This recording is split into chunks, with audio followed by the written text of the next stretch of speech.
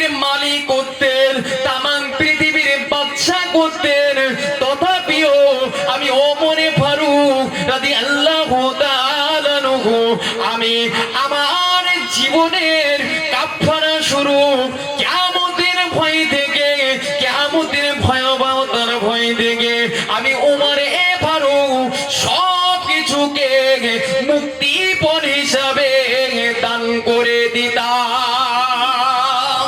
জোরে বলুন সুবহানাল্লাহ। উমরে ফারুক, কোন উমারের কথা বলছি?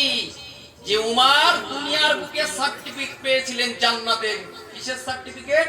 জান্নাতের আশারে মুবাশশারা হুজুরগণদের মধ্যে হযরতে উমরে ফারুক রাদিয়াল্লাহু তাআলা আনহু ইনিও একজন।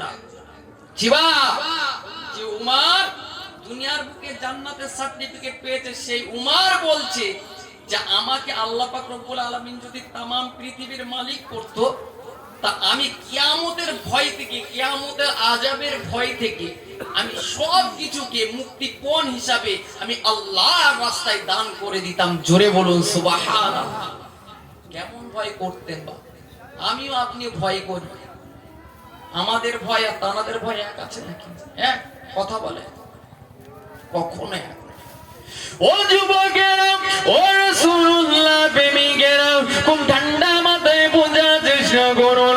হযরতে ওমরে ফারুক রাদিয়াল্লাহু তাআলা আনহু যখন মৃত্যু শয্যায় শায়িত হয়ে আছে, মানুষজন যখন হযরতে ওমরে ফারুক রাদিয়াল্লাহু তাআলা আনহুকে দেখার জন্য আসে, ও যুবকেরা, হযরতে ওমরে ফারুক রাদিয়াল্লাহু তাআলা আনহুকে যখন প্রশংসা করতে লাগলো, প্রশংসা করতে লাগলো, ওই সময়তে হযরতে ওমর রাদিয়াল্লাহু তাআলা আনহু একটা পাশ থেকে একটা খড় তুললেন, খড় তুলে মানুষদেরকে লক্ষ্য করে বললেন, ও লোক সকল, শুনে রেখে দাও, জেনে রেখে দাও, তোমরা আমাকে বিভ্রান্ত করার চেষ্টা করছো, আর আমি ওমরে ফারুক জানিয়ে দিলাম, আমি ওমরে ফারুক, আমাকে যদি আল্লাহ রব্বুল আলামিন আমাকে মানুষ না করে, আমাকে মানুষ না করে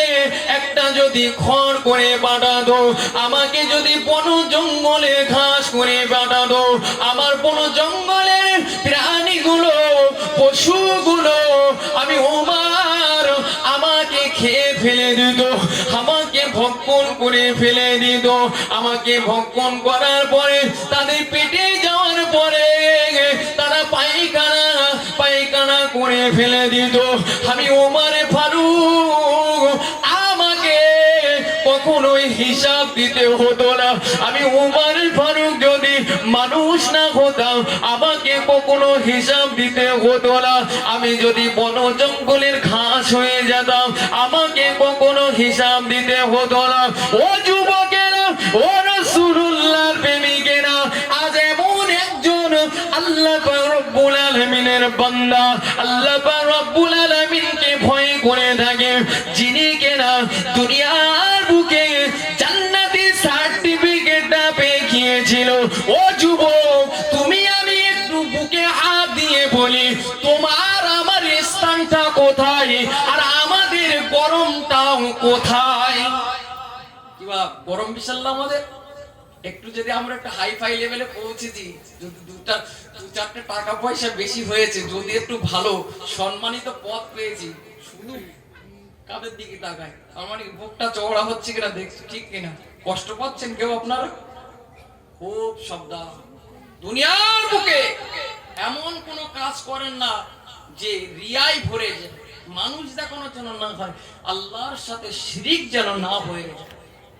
খুব সাবধান, কেননা দুনিয়ার বুকে এই জিনিসটাই বেশি চলছে না বা শিরিকের ভাগটা বেশি পড়ে, মানে চর্চা হচ্ছে জি।